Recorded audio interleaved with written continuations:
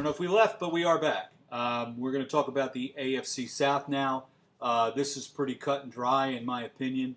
Houston is ready to make a real strong run into the playoffs.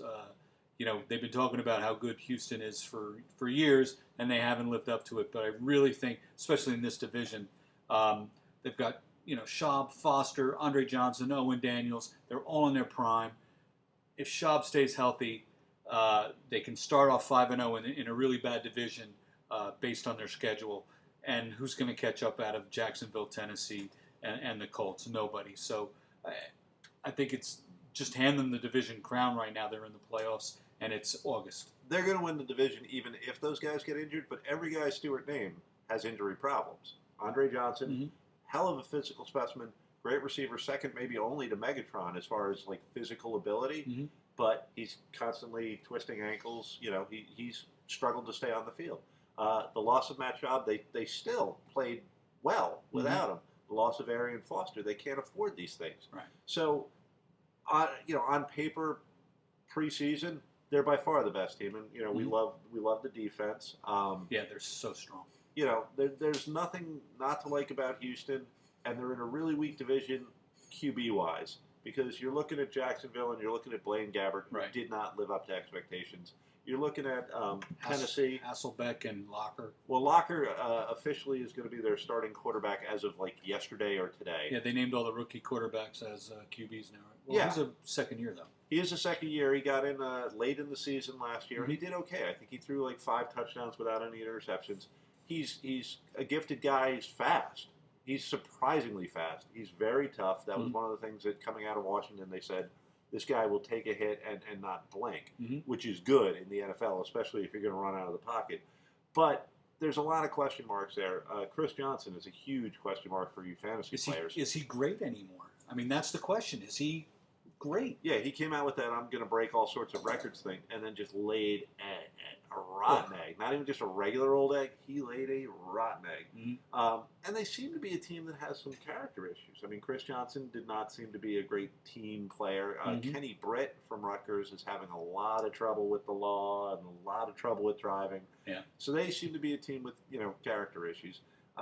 Jacksonville, there's nothing to get excited about, especially with Maurice Jones-Drew, as of this filming, still holding out. Yeah. That little bowling ball is the team. Although they picked up Justin Blockman, the wide receiver, who maybe not this year, but I think he and Gabbert can put some chemistry together and will be a decent combo in the future. But without Maurice Jones-Drew, they're just going to tee off. Gabbert's going to get murdered this year if MJD doesn't get back in. And Blackman might also be like the next Michael Crabtree. I mean, they were both dominant college players. I watched the bowl game, and just nobody could stop them. But it's a different game in the NFL, and the fact that you can push around college defenders, shield a college QB and cornerback, not QB. Yeah. CB. And get the ball down is great, but they jump a little higher in the NFL. They're a little bit bigger in the NFL. He's a lot faster. And quite frankly, he's kind of slow. So it'll be interesting to see if he lives up to expectations, especially with, Gabbert throwing him the ball. No one was real impressed with playing last year. No. They are a crummy team. I mean, the 3 teams in this division other than Houston are crummy. Yeah, well, the Colts, it's the Luck era, the beginning of the Luck era. He's looked good in preseason. He's probably looked the best of the rookie quarterbacks in preseason. What that tells you, I'm not sure. But there's a gigantic talent gap for them. Well, they all left. Everybody left. Saturday left. Harrison's the only one that stayed in Indianapolis. And I don't think he wanted to. They probably said, please.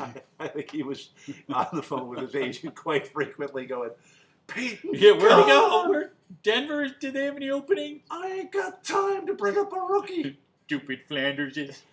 Yeah. Nice Simpsons reference. I don't know why I did that. I liked it, though. So the Colts, this may be the start. They may be one of those teams like San Francisco was lucky enough to be, where you went from Montana to Young. That's what people expect from Manning to Luck. They'll need to get lucky with that. Sorry for the horrible pun. But they're not going to get lucky this year. Garcon's gone. Joseph Adaya's gone. I mean, everybody that was there. And there's also the Clark's question of, gone. were those guys great because of Peyton Manning? I mean, is Pierre Garçon a great wide receiver? No, but Dallas Clark was awesome. You know.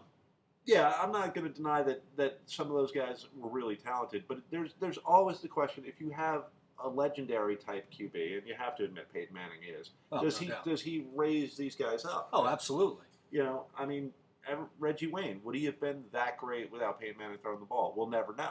Don't know. There you go. We will never know. But as far as the upcoming season goes, we know that the Colts are in trouble, and we know that Houston is the class of this division. Absolutely. So that's our AFC South. Not very exciting because that's the division.